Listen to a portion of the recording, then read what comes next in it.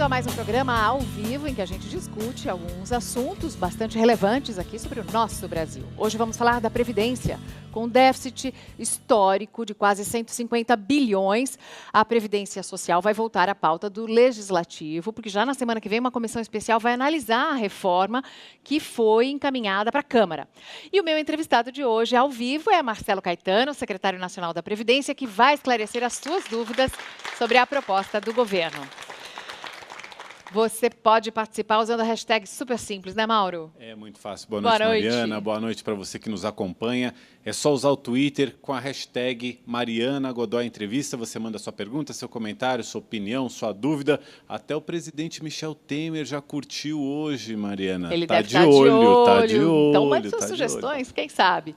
Também vou falar com a filha de um jornalista que ficou 16 anos na Folha, mas agora está escrevendo diariamente no UOL. Vou conversar com a astróloga Bárbara Abramo. Vamos ver o que os astros preparam para o Brasil e para o mundo em 2017. Obrigada, Bárbara. Marcelo Caetano, vamos começar então com os assuntos de governo, porque essa reforma, não sei se vocês fizeram mapa astral para saber se vai passar, não vai passar, consultaram os astros. Não estava conversando ali com a Bárbara, vamos ver se a gente pega uma oportunidade. Já perdeu a oportunidade de checar. Temos sorte. O presidente Michel Temer disse que essa proposta ela é um assunto bastante sensível, a reforma da Previdência, ela é um assunto bastante sensível, mas é inadiável. É inadiável porque senão o quê? É inadiável sim, né? O que acontece? O Brasil ele envelhece muito rapidamente. Eu estava hoje à tarde conversando com uma moça, ela tem 34 anos, e aí eu conversando, eu perguntei a ela, vem cá, a sua mãe, seu pai, quantos irmãos eles tinham? Né? Falou, tinham 5. Você e você? 1. Aí eu perguntei, você tem filho? Não. Pretende ter? Também não. Então, isso é uma realidade que, para ela, mas várias famílias também acontecem isso. Então, as famílias estão ficando cada vez menores e quando a gente está falando de previdência, os jovens, ou não tão jovens, eles contribuem, né, trabalham, recolhem lá a contribuição do INSS para pagar quem está idoso. Como a gente tem essa mudança, está com cada vez mais idoso para cada vez menos pessoas contribuindo. Então, sustentar o regime previdenciário fica difícil. Quer dizer, é matemática. Sem reforma, ninguém receberá pensão no futuro. Foi isso que você disse. Não chega a ser ninguém receberá pensão no futuro, mas a sustentabilidade do regime previdenciário, de fato, fica bastante comprometida. Então, é preciso fazer uma reforma para... Qual é o grande objetivo da reforma? É justamente manter a Previdência. Só que manter do jeito que está é muito difícil. Quando a gente olha para a situação de alguns estados, né, Rio de Janeiro, por exemplo? Por exemplo, em que começa a atrasar pagamento, parcelar pagamento, e também acabam aparecendo dificuldades em outras áreas, faculdades que não conseguem pagar contas, outros programas são cortados. Isso é uma realidade que, se nós não fizermos nada, vai tender a acontecer com o Brasil todo, não só com a União, mas também em outros estados. Então, tem que fazer uma reforma para que essa situação não aconteça no país. Mas, para reverter essa situação, não seria melhor deixar a Previdência com uma boa moral junto ao público, ao invés de dizer vai quebrar, daí as pessoas param mesmo de contribuir? Vamos lá. Não é um tiro no pé essa reforma e esse sentimento de urgência dá mais medo ainda nas pessoas.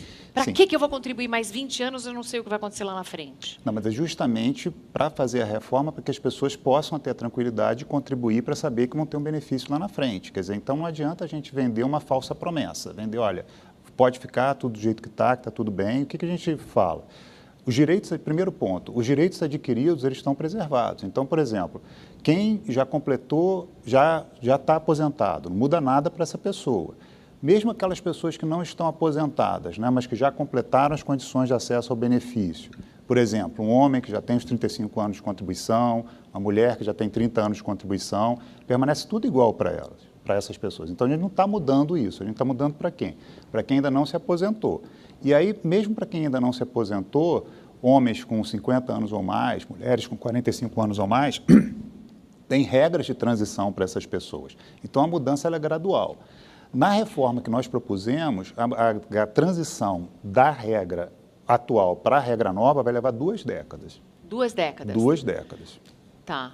Essa é uma das principais, né? Aumenta em 50% o tempo que falta. Quer dizer, se faltam 10 anos, vão vai contribuir mais 15. Sim, tem esse corte de idade, né? Então, vamos lá. O primeiro grupo é o direito adquirido, né? Quem já está aposentado, fica tudo igual, ou mesmo não estando aposentado, mas já completou as condições de acesso. Por exemplo, homem com mais de 35 anos de contribuição, mulher com mais de 30 anos de contribuição, fica tudo igual. Mesmo que essas pessoas não consigam nem sequer ser atendidas, porque eu recebi várias mensagens de pessoas que não conseguem ser atendidas porque dizem que o INSS já não tem mais funcionário para atender o público, que está demorando 6 meses para marcar uma aí tem que se ver vamos lá, se marca no INSS, né? Você pode fazer a marcação via internet mesmo, no site da Previdência, ou então fazer a ligação via 135 e aí recebe o benefício, né?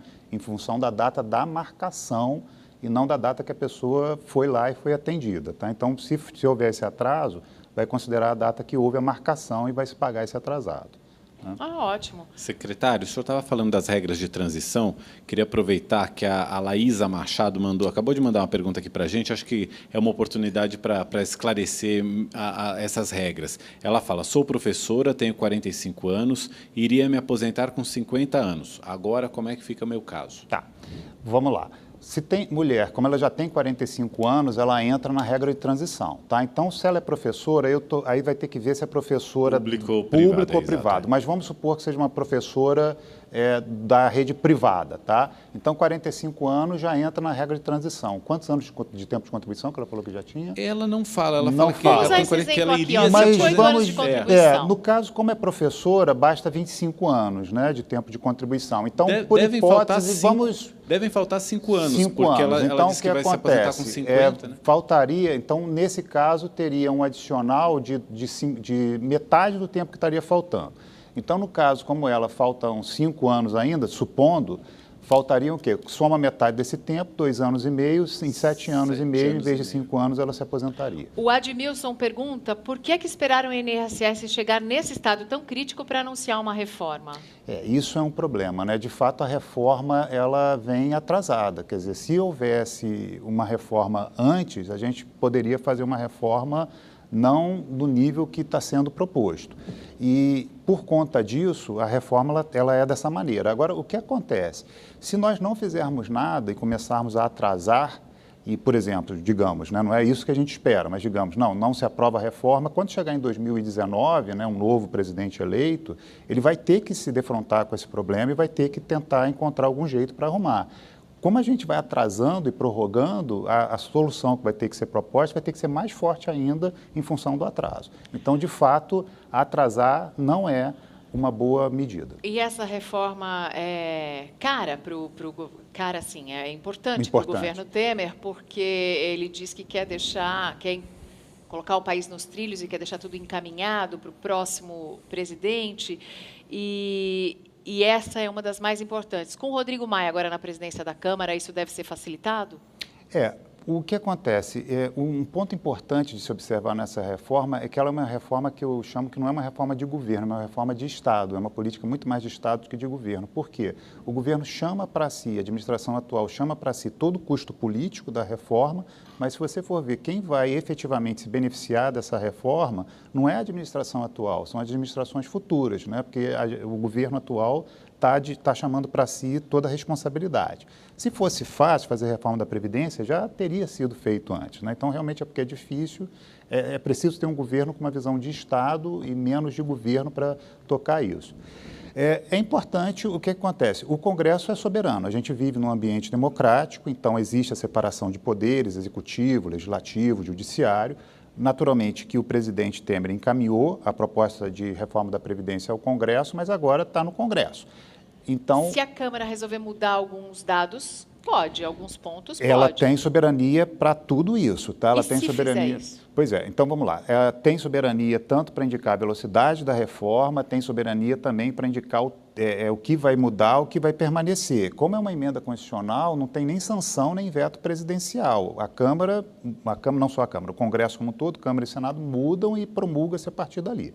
O que é importante ficar claro se houver muita modificação em relação à proposta original, claro, tem soberania para isso, mas você vai continuar fazendo com que fique com um gasto previdenciário crescendo muito rápido. Então, quando chegar em 2019, vai ser necessário fazer uma outra reforma. Então, a reforma, do jeito que foi proposta, ela livra várias administrações posteriores da necessidade de ter um custo político de negociar uma nova reforma da Previdência. Bom, isso tudo já deve estar explicado para o pessoal ali do Legislativo, o Executivo já deve ter conversado. Vamos ver as perguntas que chegam para o Marcelo Caetano sobre a reforma da Previdência.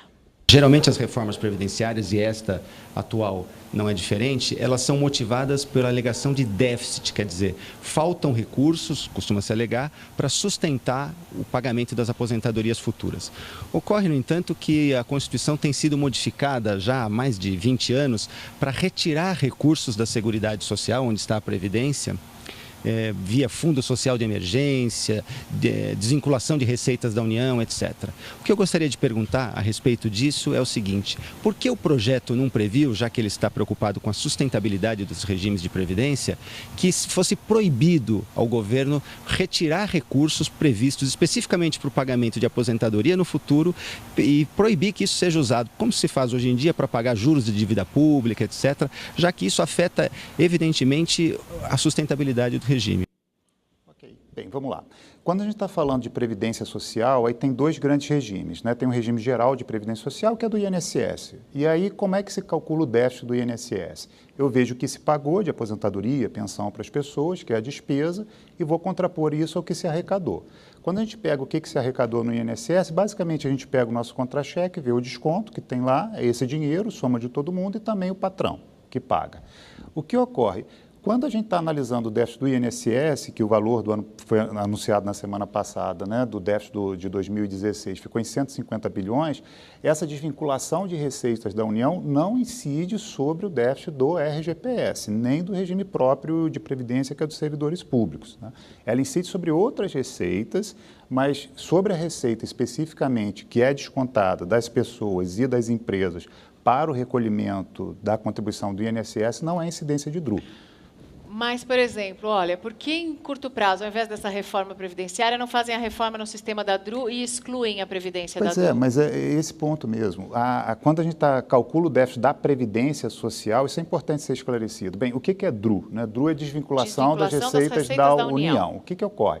Existem vários tributos que são contribuições. É assim, tem alguns impostos que servem para fazer isso ou aquilo. Então, tem alguns impostos que você paga, mas eles têm que ir para coisa social. E aí, quando você desvincula, quer dizer que você tira o vínculo dele com a assistência social. Então, você pode pôr para outro lugar. Exatamente. Isso não está certo. Exatamente. Vamos lá. Mas o que ocorre? Quando a gente está falando de previdência social, especificamente do INSS e também dos regimes próprios de previdência, não há incidência de DRU sobre a receita que vai para o INSS, tá certo? Então, o que ocorre? Só que vai sobre outros pagamentos sociais. Contribuição sobre o lucro líquido, COFINS, PIS, PASEP. Então, o que acontece? O INSS, por si só, já tem esse déficit de 150 bilhões, quando pega do serviço público, no ano passado, deu alguma coisa na faixa de 77 bilhões, dos servidores públicos da União. Então, a própria Previdência, por si só, já está consumindo recursos, receitas, né, que iriam para saúde ou assistência. Tá? A DRU existe, sim, existe por emenda constitucional, mas, especificamente sobre a contribuição do INSS, não há desvinculação de receitas. Mas se a gente pegasse esse dinheiro de COFINS, de contribuição social sobre o lucro líquido, isso aí sim, já resolveria, ainda não? Sim, não resolve. É porque o que acontece é quando a gente considera a Seguridade Social, tá? Ela não inclui só previdência. Além da previdência, tem saúde, então SUS e assistência. Assistência, quer dizer, tem várias coisas, mas basicamente, para simplificar, tem o Bolsa Família e também tem os benefícios de prestação continuada ou LOAS, né? Quando a gente considera mesmo a Seguridade Social, soma essas despesas e também essas receitas adicionais, ainda assim tem déficit, mesmo se não houvesse a DRU. A gente sabe que esse tema é um tema bastante delicado e é um tema bastante sensível, e as pessoas têm uma reação emocional até ao falar disso, porque é algo que você vai pagar e vai contribuir a sua vida inteira, e você está fazendo um investimento para o futuro. Quer dizer, quando você estiver mais vulnerável, velho, talvez doente, que tipo de ajuda, que tipo de retorno você vai ter de tudo que você investiu? Vai ser suficiente para comprar comida? Vai dar para pagar os remédios? Vou poder viajar? Então, a qualidade dos nossos aposentados, a qualidade de vida que eles vão ter no futuro, também é muito importante ser levada em conta. Vamos mostrar como é hoje a média. Matheus, põe aquele gráfico que mostra a média de quanto recebe cada tipo de aposentado. Então, tem os aposentados da iniciativa privada, por tempo de contribuição, a maioria. Recebem em média, tá, gente? Isso é a média, R$ 2.200. Por idade, recebem em média pouquinho mais de R$ 1.000 e as pensões, pouquinho mais de R$ 1.300. Aí vem os servidores públicos federais. Do executivo, a média da aposentadoria é mais de 7.000, do judiciário é mais de 26.000, no legislativo, a aposentadoria é de 28.000 e dos militares chega a quase R$ 10.000, isso sem falar nas pensões, que também são muito maiores. Essa desigualdade aborrece muita gente, não? Sim. E o que acontece? Um dos grandes nortes da reforma é fazer com que, no longo prazo, as regras que se aplicam aos servidores públicos sejam exatamente as mesmas regras que venham a se aplicar a um trabalhador do setor privado que recebe sua aposentadoria pelo INSS. Hoje existem essas diferenças, mas a gente está com um processo de convergência. Agora, o que acontece? As regras são diferentes hoje, então não consigo fazer com que elas fiquem iguais já logo no dia seguinte da reforma. Eu quero então, que fique claro que eu não quero que um servidor público federal do Executivo deixe de ganhar 7.000. Eu quero que um trabalhador da iniciativa privada que contribuiu também a vida inteira também ganhe. Então, o que acontece? Um dos grandes nortes da reforma é acabar com essas diferenças que existem entre as regras de aposentadoria do serviço público e as regras de aposentadoria do INSS. O Fábio Dinamite diz, tem que reformar a Previdência dos políticos primeiro, depois do povo. Também está incluído. Tá? Então, nessa reforma da Previdência, o que a gente faz? Está todo mundo, exceto os militares, tanto das Forças Armadas quanto das polícias e dos corpos de bombeiros, todos estão convergindo para uma mesma regra. Então, também para políticos, parlamentares, governadores, detentores de cargo eletivo, também vai passar a se aplicar a essas pessoas o INSS. Porque hoje, olha quanto ganham os parlamentares, aposentadoria de parlamentares, senadores, senadores ou deputados, 30.000. Ganham tudo, Ganham um salário integral. Aí esses dentro são da os que já têm o direito adquirido, aí não tem jeito. Esses já foram. Aí sim. Agora, a partir de agora, dentro da reforma... Aí passa a se aplicar a regra do INSS. Que é o teto normal para todo mundo. O teto do INSS. Agora também 5.530, na faixa disso daí. Agora, também tem regras de transição, tá? Tem esses grupos aí que já recebem, então você não volta para trás e fala, recebia tanto, agora mudou, e também tem transições. Então, quer dizer, no futuro, lá para frente, aí todo mundo fica igual. Agora, as pessoas estão muito com a sensação, isso desde que a reforma foi anunciada, a gente lê aqui também nos comentários, fala assim, eu vou ter que trabalhar a vida inteira, não vou conseguir me aposentar nunca? Não, não é isso não. O que acontece? Primeiro que tem as regras de transição. Então, a gente colocou, por exemplo, esse caso dessa professora, quer dizer, quando a gente está propondo 65 anos, é a regra do futuro. Então, de fato, ela só vai entrar em vigor mesmo daqui a 20 anos. Tá? Então, tem um prazo de transição para isso. Aí são duas coisas diferentes, quer dizer, uma coisa é qual seria a idade de aposentadoria e qual seria o tempo de contribuição necessário para obter a aposentadoria. Então, quer dizer, para também você... a questão de conseguir o rendimento integral, pelo teto. Sim, agora vamos lá. Para conseguir o acesso à aposentadoria, em termos de tempo de contribuição, vão ser necessários 25 anos de contribuição. Então, o que acontece? Por exemplo, hoje dá para se aposentar só com 35 anos de contribuição, mas sem o limite de idade, se homem, ou só com 30 anos de contribuição, mas sem o limite de idade, se mulher. O que está sendo colocado? Na nova regra, esses tempos de contribuição, eles até se reduzem para 25 anos, nesses dois exemplos, mas também passa a se ter uma idade de 65 anos que não se tem hoje. A Patrícia Henrique é deficiente física. Ela tem 46 anos e paga a contribuição para o INSS há 9 anos. Ela quer saber o que muda para ela que é especial. A aposentadoria se mantém, quando eu falei fica igual para todo mundo, na verdade tem os militares, né, que estão fora, mas mesmo na nossa proposta, existem 2 grupos que mantêm aposentadorias especiais, tá? Que são aposentadorias com regras diferenciadas, com acesso de idade e tempo de contribuição mais baixo. Que é quem? Que é um primeiro grupo, que é o grupo das pessoas que trabalham, mas estão expostas a algum agente nocivo. Então, por exemplo, alguém que trabalha em mina... Tem alguma insalubridade, Aí vai ter que ver, vai ter que ver exatamente qual a exposição para ver o caso específico. E nesse outro caso, é um caso que também se mantém uma aposentadoria especial que é para deficiente. Hoje existe. E a aposentadoria especial para deficiente depende do grau de deficiência da pessoa, tá? A gente mantém uma aposentadoria especial para deficiente, mas claro, vão ter regras de transição, mas também tem um limite de idade, também um limite de tempo de contribuição, mas só que mais baixo do que na regra dos outros. Sabe o que eu me lembro também? Eu me lembro de tantos desvios, de tanta roubalheira que tinha nesse dinheiro. A gente está tão acostumado a ver isso no Brasil, desvios feitos por funcionários públicos ou com funcionários públicos ajudando. Eu me lembro muito da Georgina, que acabou sendo presa, mas que depois dela, várias quadrilhas que pegavam dinheiro do INSS já foram descobertas. Como anda esse processo? Que instrumentos vocês têm hoje para identificar esse tipo de roubalheira? E por que o INSS ele é frágil? Continua frágil? Vamos lá. Existe uma área, né, de pesquisa estratégica, né, dentro da própria Secretaria de Previdência que tem várias operações conjuntas com a Polícia Federal e com o Ministério Público, né? No ano passado foram realizadas mais de 40, né, operações da Polícia Federal, dá um pouco menos de uma operação por semana, que foi a média do ano passado, né? Tem que se receber a denúncia, né? E aí vai se apurar, vai se investigar para ir ver e até ver se de fato surge alguma operação da Polícia Federal. Mas você veja, tem um ritmo intenso, né? Dá um pouco menos na média de uma operação por semana. Claro que tem semanas que não tem semanas que tem 2, 3.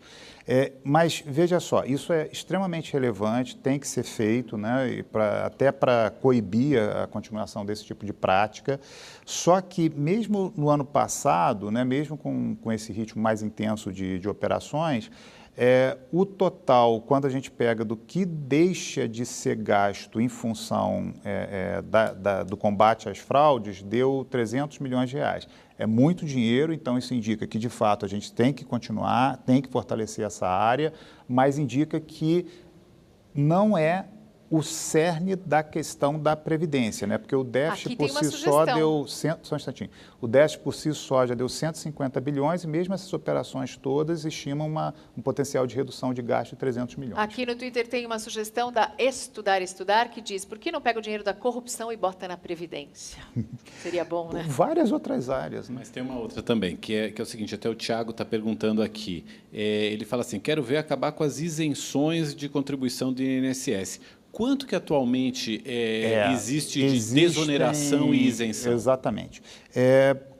Isso daí, basicamente, tem alguns tipos, né? Muitos deles são o seguinte: quando a gente contribui, tem o desconto lá no contra-cheque e os patrões também pagam. Geralmente fica na faixa de 20% da folha.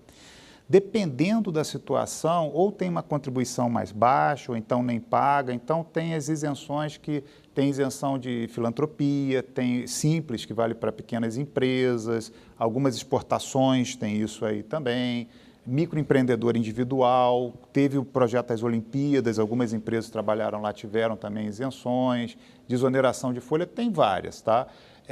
Quando soma tudo isso, dá um total, é um valor realmente expressivo, dá um total de 30 bilhões, e se você for pegar a desoneração de folha, que é uma coisa um pouco diferente, dá uns 15 bilhões por alto, né, o valor disso daí. Tem uns 45, então, realmente, é um valor bastante expressivo, mas ainda assim é insuficiente para a cobertura do déficit. Mas o projeto da reforma, ele de alguma forma muda ele isso? faz a revisão de um tipo dessas renúncias, que é o referente às exportações, né? Agora, de fato, como isso vai para o Congresso agora, quer dizer, se houver lá no Congresso, né, a percepção de que a revisão das renúncias é algo a se discutir, se observa lá para ver o que se faz. Então, você que está em casa, pressione o seu deputado. Pressione o seu político, que é o seguinte, as empresas recebem um benefício de não pagar imposto X, mas depois essas empresas são as mesmas que patrocinam as campanhas políticas? Tem alguma coisa errada aí, olha. O que a gente tem de renúncia fiscal para entidades filantrópicas, 11 milhões, para o microempreendedor individual, 1,5 milhão, no Simples são 23 milhões, dá um total de mais de 40 milhões. Bilhões. É bi? Bilhões. Atenção, bilhões, Arte, o M bilhões. e o B fazem uma diferença de alguns zeros. Então, vamos lá, são 44 bilhões. Aí é que tá. Quando a gente vê que só de renúncia, tira esse arte. Quando a gente vê que só de renúncia a gente tem um volume tão gigantesco, isso dói. Quando eu vejo que a gente paga de juros, isso dói. Quando eu vejo a reforma tributária e uma nova linha econômica, não seria tão fundamental para o Brasil entrar nos trilhos quanto a reforma de uma Previdência, por exemplo? São várias reformas, né, que o país necessita, né? Então, já houve uma emenda constitucional dando um limite à evolução dos gastos públicos. A gente está propondo uma reforma da Previdência, tem uma proposta de reforma trabalhista, enfim. Mas a tributária não é fundamental? Eu como sou ligado mais à área previdenciária, eu vou me limitar a comentar sobre a minha área. A Previdência também tem vários imóveis, tem um patrimônio imobiliário. Isso vai ser usado também para gerar capital? Tem um processo de transferência, né, na verdade, desse patrimônio para a própria União e repassar esse dinheiro para a Previdência.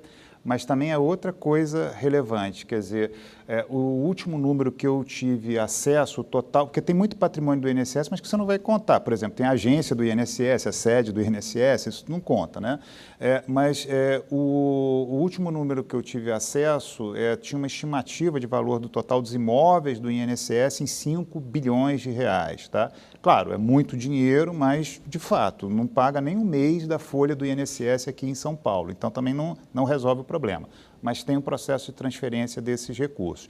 Agora, mesmo assim, a venda desses imóveis não é uma coisa tão simples. Às vezes você tem um prédio inteiro, no município do Rio tem um bairro praticamente todo, né, grande parte de um bairro que é de município de imóveis do INSS. Então, quer dizer, o processo de venda disso é um pouco complexo. Olha, muita gente reclamando da data.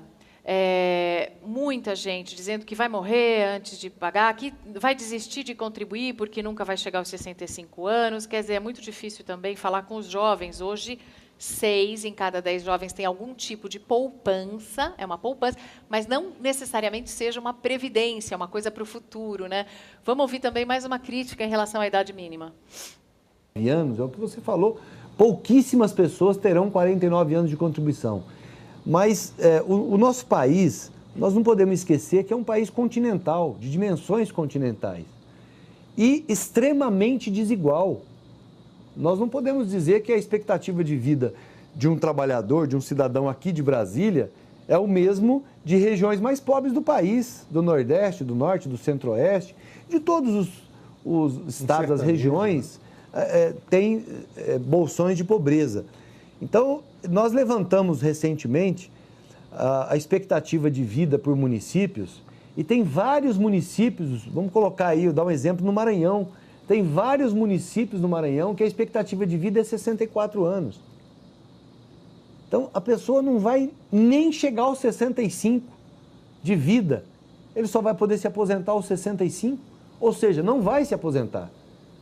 Vai morrer antes, né? Esse foi o Carlos Eduardo Gabas, que foi também secretário de Previdência, foi superintendente do INSS aqui em São Paulo 20 e tantos anos atrás, quando eu conheci, foi estudar sobre Previdência na Espanha, fez vários cursos para administrar isso e critica essa idade mínima. Isso tem que ser levado em conta? Tem. É interessante o seguinte, a proposta de reforma da Previdência tem que ser encarada de fato como uma proposta de Estado e não de governo. Tá?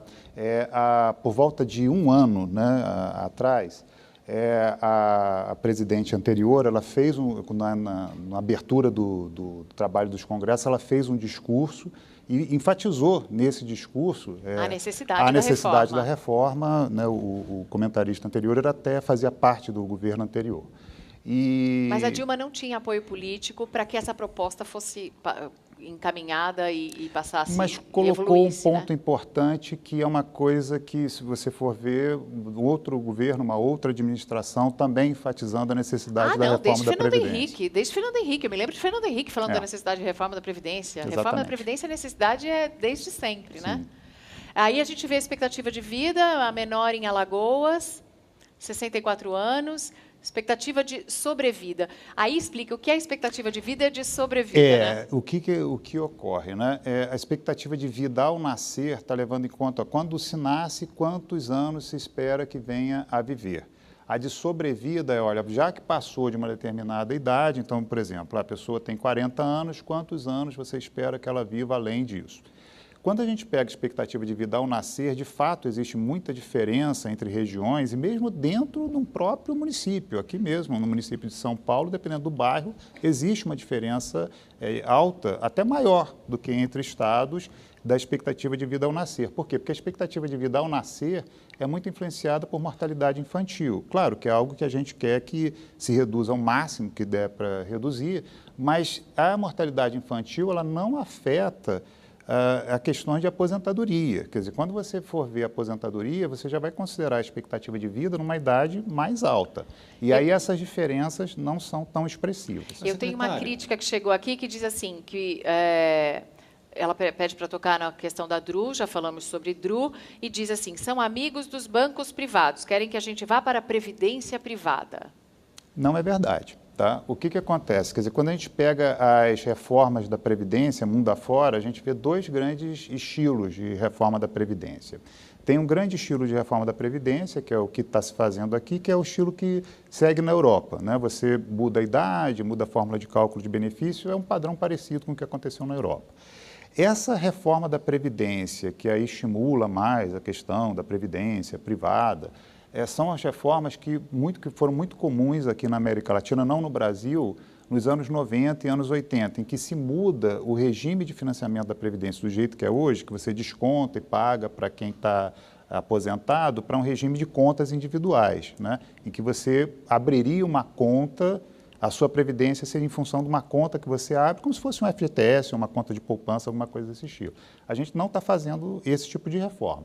Agora, veja bem, quando a gente está pensando em fazer algo para a aposentadoria, a previdência social do RGPS, do INSS, é fundamental, ela tem que ter. Você não vai encontrar um seguro privado com a mesma cobertura do INSS. Tem uma opinião aqui... O que Carlos não, que só diz um instantinho, que... o que não impede, tá, que você venha formar outras, forme sua própria poupança, outras formas. Claro, que você compre uma casinha e depois alugue a casinha. Exatamente. E receba esse dinheiro para complementar a sua renda. O brasileiro se vira e sempre se virou assim, questão, né? De você não colocar todos os ovos numa cesta só. Numa cesta só. E uma outra crítica que chega é a seguinte, isso é engraçado, o aumento da idade para se aposentar não vai fazer com que a pessoa fique mais tempo no mercado de trabalho, tirando a possibilidade do jovem entrar no E o mercado de emprego? trabalho que atualmente não está preparado para pessoas com mais idade, não tem essa cultura. Né? Olha só, essa questão de que se alguém está pegando um emprego, então está tirando o emprego de outra pessoa, quer dizer, se a gente analisa historicamente, tá, primeiro que, por exemplo, outros países já aumentaram a idade de aposentadoria, esse problema não ocorreu, mas vamos pegar um outro exemplo que não tem exatamente a ver com a aposentadoria. Veja só, compara a inserção, um dos grandes avanços sociais que ocorreu no século passado, e principalmente na segunda metade do século passado para cá, foi a inserção feminina no mercado de trabalho. Né? Então, hoje você vê, e é bom que isso venha a crescer cada vez mais. Então, se o emprego de uma pessoa fosse tirar o emprego de outra, toda essa inserção feminina no mercado de trabalho que houve seria acompanhada por um desemprego de homens. E não, as mulheres se inseriram no mercado de trabalho, foi ótimo, importante que se insiram ainda mais, e nem por isso os homens deixaram de ficar empregados. Então, quer dizer, a economia ela tem capacidade de acabar gerando novos empregos. E o Brasil ainda tem tanta coisa para ser feita, o Brasil ainda precisa ser tão civilizado em tantas outras áreas. Mariana, que é a nossa malha rodoviária? Em relação ao que treino pode, no país inteiro. Pronto, em relação ao que pode ser feito, e até agradecendo que a assessoria de imprensa do Palácio do Planalto está nos acompanhando e tuitando bastante aqui também, se discute dentro do governo, já que a questão da demografia é uma questão crucial, outras medidas paralelas à reforma da Previdência, como, por exemplo, estímulo à imigração, políticas de estímulo à natalidade, redução da mortalidade por causas violentas, que tira aí tantas vidas de jovens, qualificação maior dos jovens. Esse conjunto de medidas também não poderia ajudar na Previdência? Olha só, pegando um item em particular, né, que você colocou, quer dizer, migração, né, quer dizer, que são várias coisas, né, e também como a gente está analisando, quer dizer, o meu caso em particular é mais focado na área previdenciária e não tem essa capacidade de fazer uma política tão ampla, né, para o país, claro que para o governo como um todo, sim. Porque seria estratégico. Agora, pensando especificamente no que você colocou na questão da migração, não adianta tanto assim. Vamos pegar o exemplo agora na Europa, né? Com a quantidade de refugiados que entra lá, que são pessoas até mais jovens, você vê que a Europa vai continuar envelhecendo mesmo assim. Então é muito difícil imaginar que um fluxo migratório, quer dizer, caso venha a acontecer, um fluxo migratório muito expressivo para o Brasil, que é uma coisa, pelo menos do IBGE, nas projeções que o IBGE faz, não tem esse tipo de projeção, mas mesmo se houvesse, que seria capaz de mudar a estrutura demográfica do país. Menos. Eu lembro, por exemplo, eu vivi em Portugal e as estatísticas mostravam que a população de Portugal só não decaía por causa dos imigrantes. Não só pela entrada dos imigrantes, mas também porque os imigrantes tinham mais filhos do que os portugueses. Isso acontece, principalmente nos países europeus, o grupo de imigrantes tem uma natalidade bem maior do que os residentes, né? Agora, chegou uma... Vamos esclarecer mais uma vez. A Janaína perguntou, quem já se aposentou por invalidez, muda alguma coisa? Janaína, não. Se você já está aposentada, não muda nada. Se já está aposentada, as regras são as mesmas. E o Cadu está revoltado. Ele diz, o certo era reduzir pela metade o valor dos políticos, não prejudicar o povo que se mata de trabalhar. Cadu, a aposentadoria dos políticos vai seguir o mesmo teto da aposentadoria... Do INSS. A partir de... Não, aí o que acontece? Aí vai ter a transição. Aí tem a transição. Certo. Ah, meu Deus do céu, quanta gente. Os servidores públicos contribuem com alíquota maior que as do INSS. Eles terão uma compensação? Pergunta a Correia. Não, o servidor público, o que acontece? Ele contribui com 11%, né? Dependendo mas Correia, o servidor público também recebe mais depois, né? Correia, desculpa aí. Isso sobre as grandes empresas e os times de futebol. Grandes renúncias fiscais, diz a Lúcia Troncoso. É aquela questão que a gente comentou, né?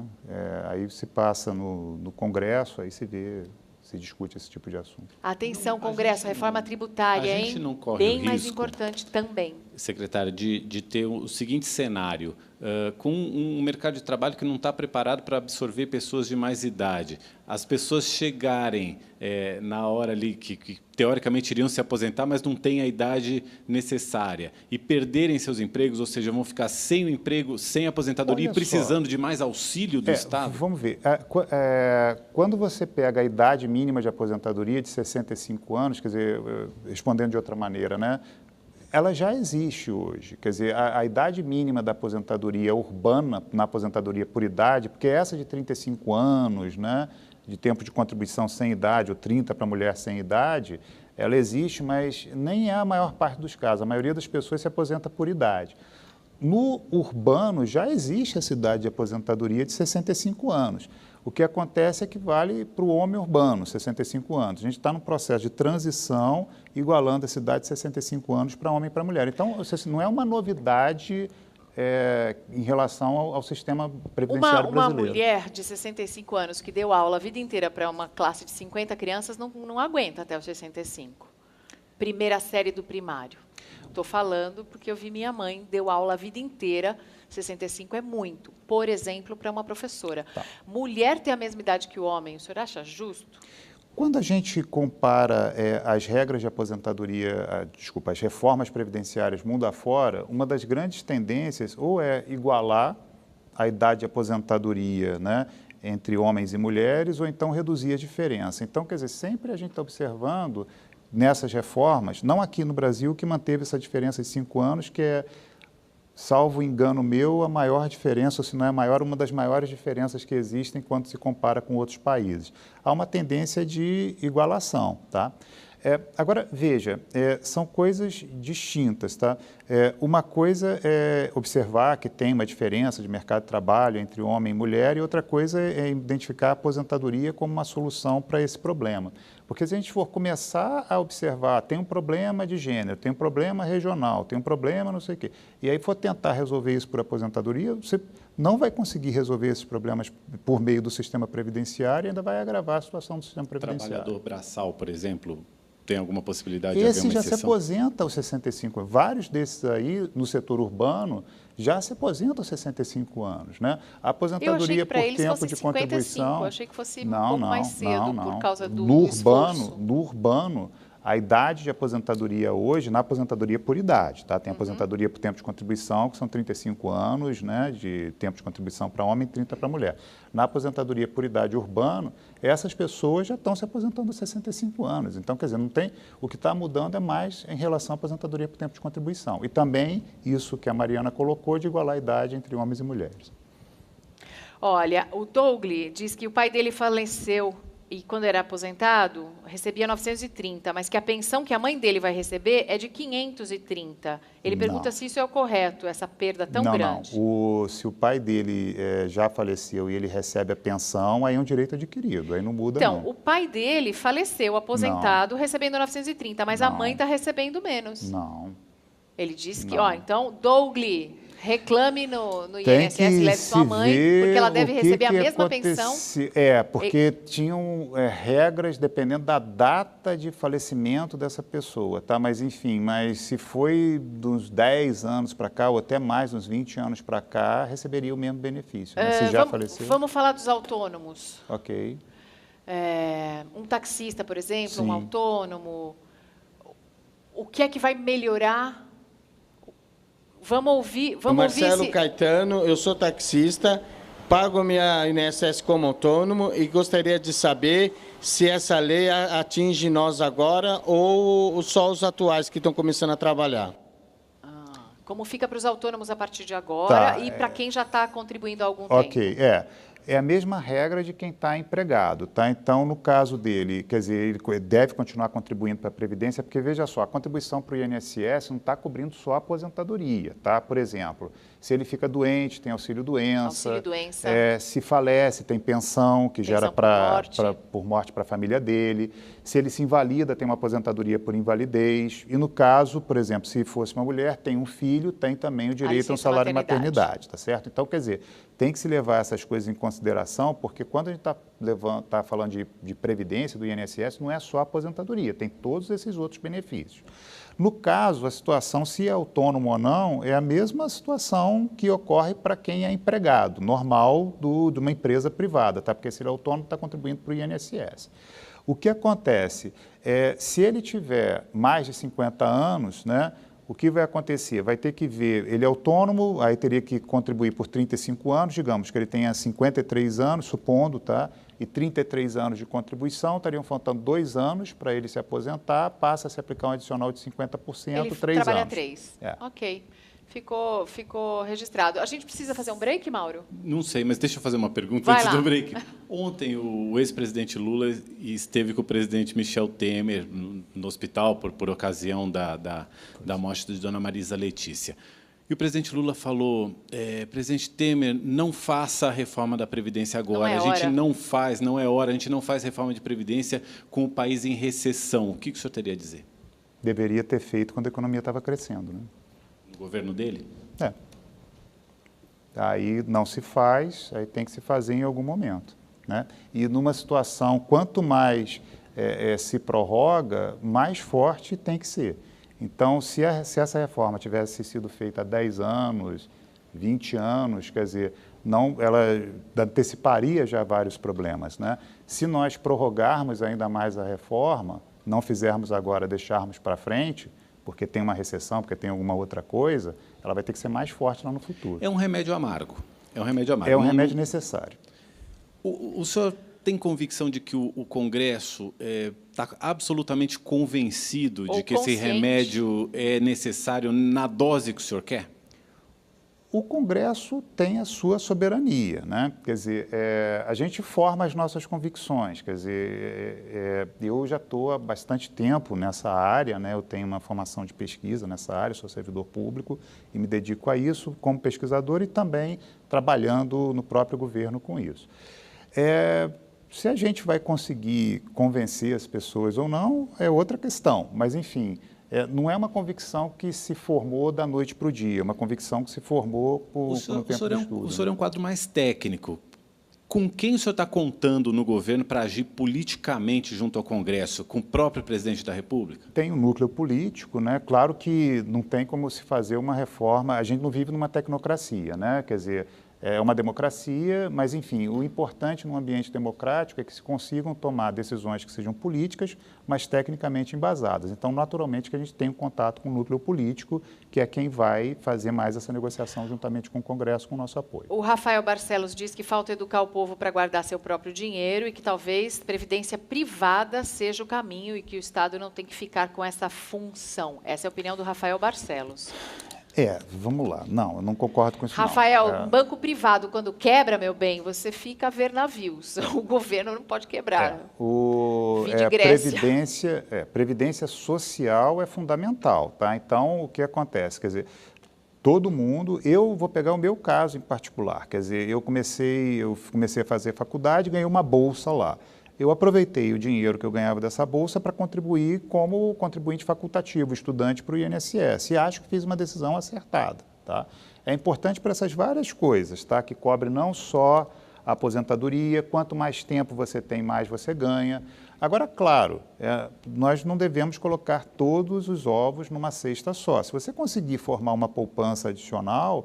ótimo, até porque você não poupa só para a sua aposentadoria, né? Você às vezes quer melhorar a casa, quer fazer uma viagem, quer pagar uma coisa melhor para o filho, quer deixar herança. Então, quer dizer, você poupa também por essas outras razões. O Alexandre Ferreira diz que essa proposta de reforma na Previdência é uma grande covardia e que a maioria das pessoas vai morrer sem conseguir se aposentar integralmente. Diante dessa sensação do Alexandre, eu vou aproveitar para mostrar uma coisa que circula bastante uma imagem que circula bastante nas redes sociais, que é esse gráfico da Seguridade Social, de despesas e receitas, e daí vem... esse também é um gráfico que mostra que... aquela discussão que a gente estava colocando, que não tem déficit ou tem déficit, não tem déficit ou tem déficit. O que acontece quando tem essas diferenças aí, primeiro, com aquela questão que estava sendo colocada, existe DRU, sim, tá? Mas quando a gente está falando da Previdência, estrito sensu, não tem incidência de desvinculação de receitas da União, tá? Teve essa discussão toda, não sei se aí está incluído isso, porque quando se fazem cálculos alternativos, aí tem que se ver exatamente como se criou esse fato alternativo, tá? Mas, enfim, muitos desses fatos alternativos são criados da seguinte maneira. Olha, tem as renúncias, a gente tem as estimativas, eu expus aqui para vocês qual é. Sim. Mas veja só, pode uma pôr renúncia, o quadro das renúncias também? Veja, a gente pode ter essa discussão, como vocês colocaram aqui, será que em termos de política pública é correto ou não é correto ter a renúncia? É uma discussão totalmente legítima. Agora, de fato, existem. E as renúncias existem e o dinheiro não entrou. Então, não posso fazer uma contabilidade falando, se esse dinheiro tivesse entrado, porque ele não entrou, né? Então, a contabilidade ela tem que refletir o dinheiro que efetivamente entrou e não o dinheiro que entraria se fosse diferente. Raciocínio matemático, gente. Vamos trabalhar também com o que a gente tem. E a gente vai para um pequeno intervalo. Aproveita para fazer a sua pergunta usando a hashtag Mariana Godoy Entrevista. E a gente já volta com o secretário Marcelo Caetano para falar da reforma da Previdência. E daqui a pouquinho também tem Bárbara Abrão.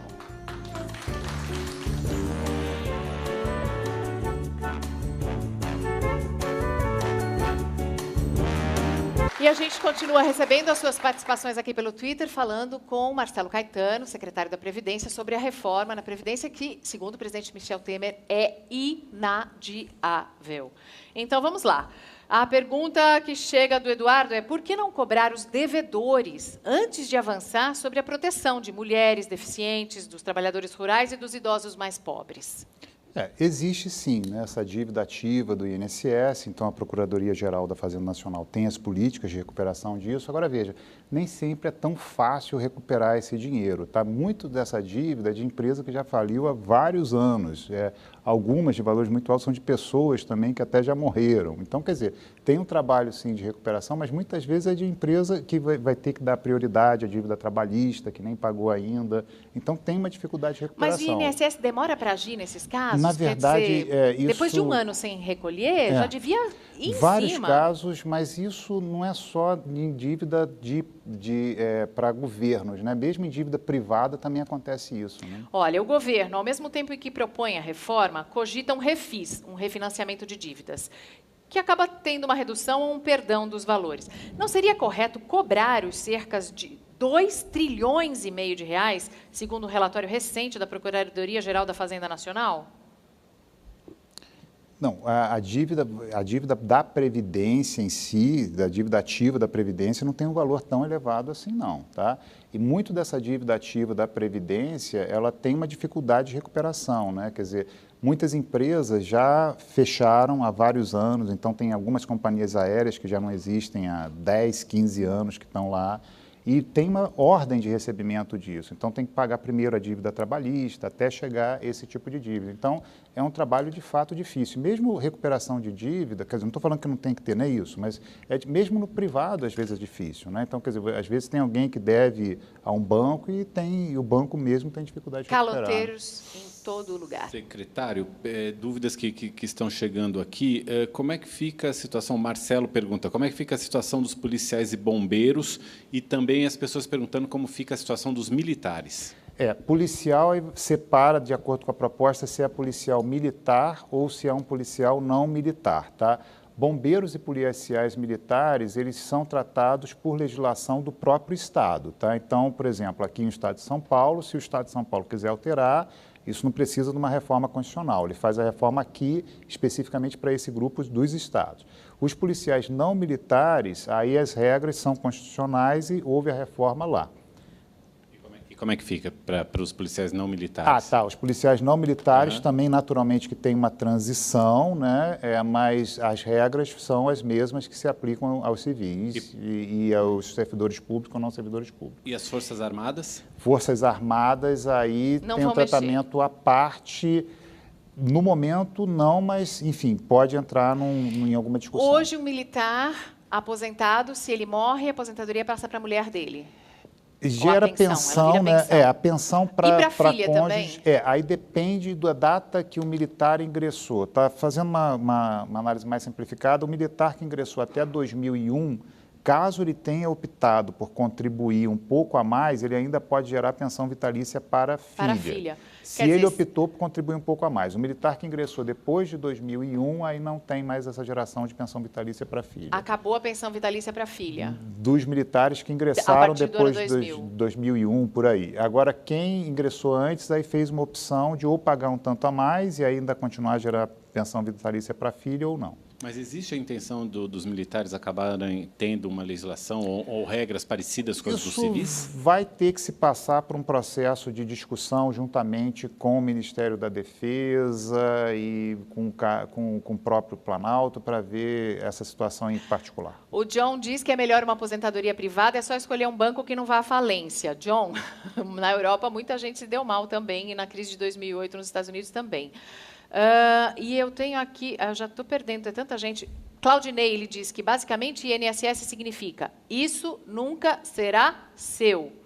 As pessoas, elas reagem com muita emoção mesmo, Normal. Porque é um tema bastante delicado. Normal. Mas é fundamental, na sua opinião? É fundamental, e por isso que eu volto a afirmar, e eu sempre insisto nisso, é uma reforma de Estado e não de governo. Quer dizer, todas as reformas, né, previdenciárias que são feitas mundo afora geram discussões muito acaloradas, muito intensas. Então, politicamente, é muito mais cômodo não fazer nada e tentar empurrar para frente. Mas quanto mais a gente empurra o problema, maior ele fica. Olha, esse é o déficit da Previdência.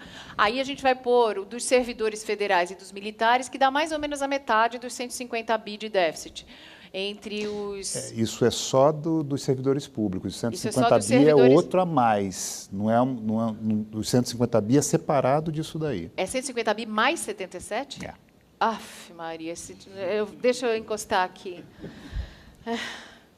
Muito obrigada. Então, a gente recebeu também, eu vou ter que registrar aqui, 28 mensagens de pessoas querendo saber se o senhor é casado.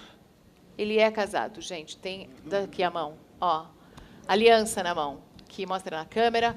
Aliança na mão. Como é o nome da sua mulher? Alexandra. Alexandra, você também deve estar já cansada de ouvir perguntas sobre a Previdência, mas a gente não se cansa, porque esse é um assunto que interessa a todos e nós vamos debater aqui sempre que for preciso. Secretário, eu agradeço muito a sua participação. Boa sorte ao Michel Temer, que quer colocar o Brasil nos trilhos. A gente vai dando as nossas sugestões também, hein? Reforma tributária, presidente. Reforma tributária. Vamos acabar com as regalias, né, Mauro? Passou da hora, né? Nós vamos para um pequeno intervalo e a gente volta com astrologia. Obrigada. Obrigado. Tchau. Muito obrigada.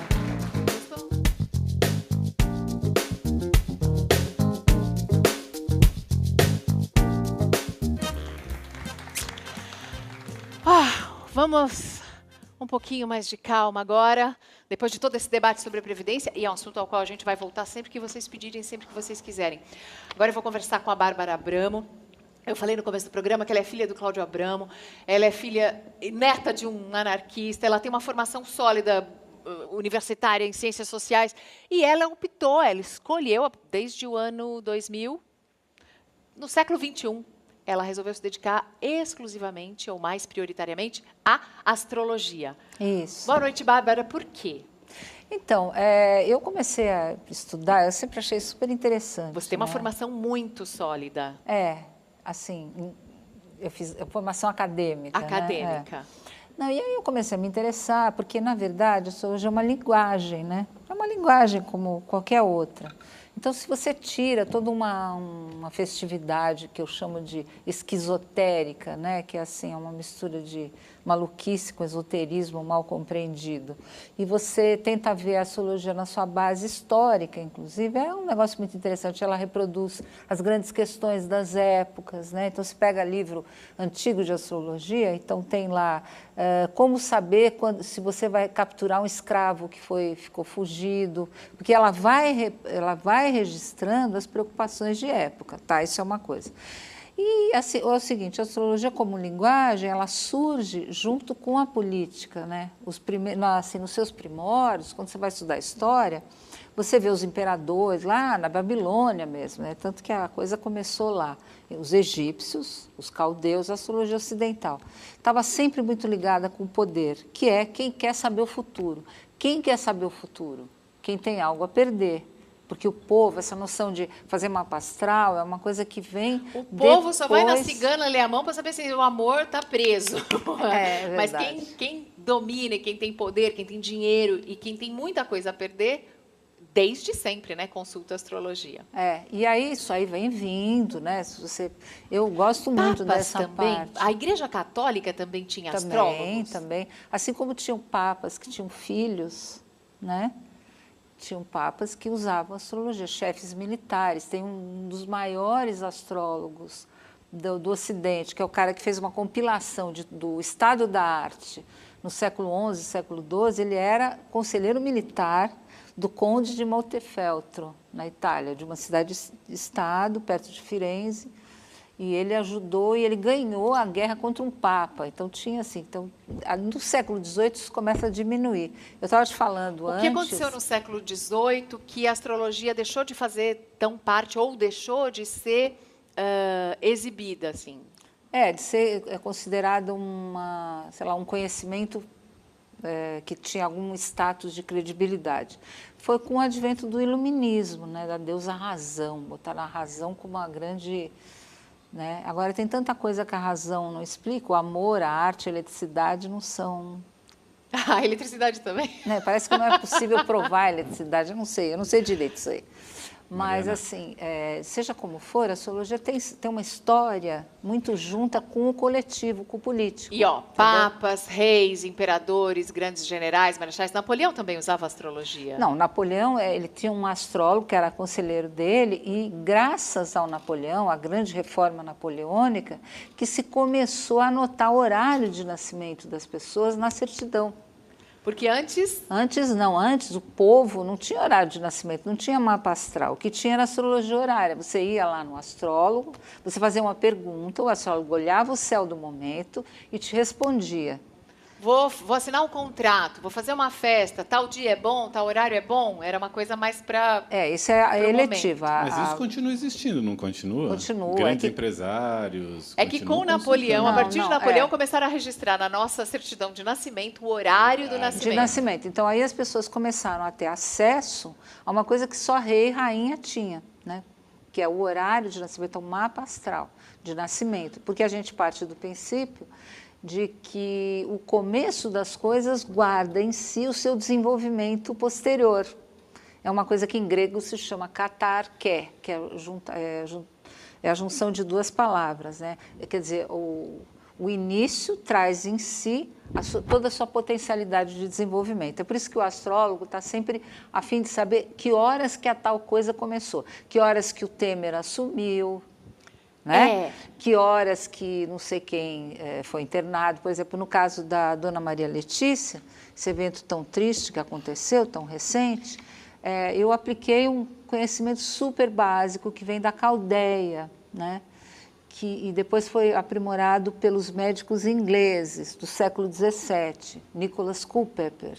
Então, na Inglaterra do século XVII, os médicos tinham que ter noções de astrologia para exercer a medicina também. Então, a Dona Marisa Letícia, ela teve o problema dela e foi internada num momento astrologicamente muito negativo. Então, através da simples aplicação da regra, a gente já poderia ver que o fim poderia ter muita chance do fim ser um falecimento. Porque ela entrou andando no hospital, né?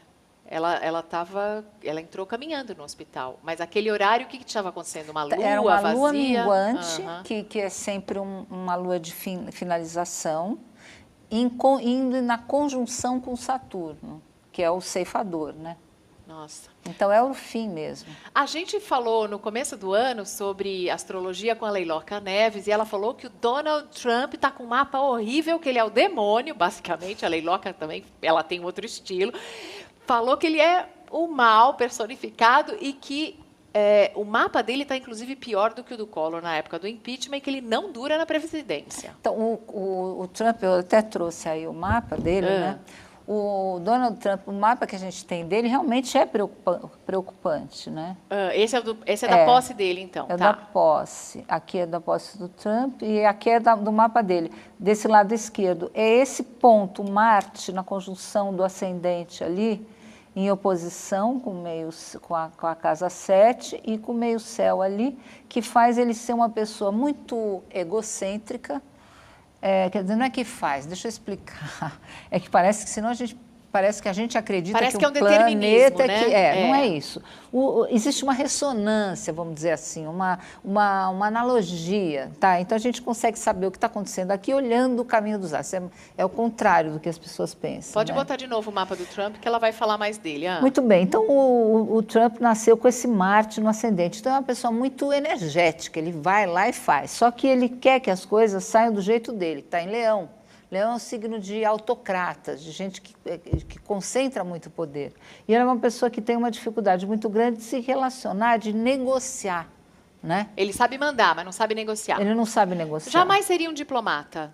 Imagina, ele provocaria a guerra entre os mundos. Né? Mas como presidente dos Estados Unidos ele pode fazer isso. Não duvido nada. Mas aí que tá. Quando a gente olha o mapa da posse do Trump... Bota lá no mapa da posse de novo. Que está do lado, né? Quando eu mandei aqui. Tá? O que a gente vê? A gente vê que em 2018, o trânsito de Saturno vai fazer um aspecto muito complicado com o mapa dele, e isso significa que os próprios republicanos vão puxar o breque dele. Tá? Em 2018. 2018. Por enquanto, eu acho que ele ainda vai fazer umas coisas aí que eu não vejo ele fora do governo esse ano, apesar... Eu fiz um estudo aí dos eclipses, tem uns altos e baixos, tem realmente umas condições bem oscilantes, mas não tem aqueles sinais que a gente vê que o negócio vai explodir. Então, ele é controlado pelas câmaras, né, pelos senadores. E em o 2018, que bom. 2018 e 2019. E no mapa da posse dele, você tem um monte de quadratura ali. Marte, oposição a Saturno, é uma das piores, é como a Leiloca falou, quer dizer, é um governo, é uma posse de presidente. Depois a gente vai ver o mapa da posse do Temer.